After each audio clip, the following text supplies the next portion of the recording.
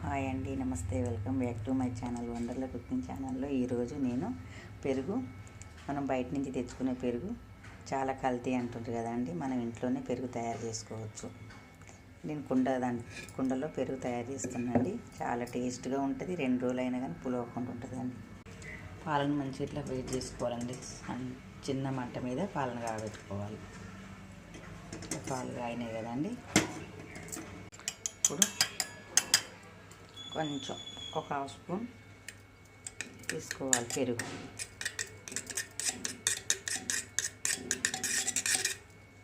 ఇందులో పాలు పోసుకోవాలి, కలుపుకోవాలి. మనకి సాయంత్రం తోడు పెట్టుకుంటే ఇంకా బాగుంటుందండి పెరుగు.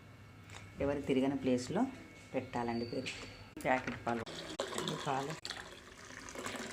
కుండలో పెరుగు 2 రోజులైనా పులవకుండా చాలా టేస్ట్. కొడుకున్నాక చూపిస్తాండి.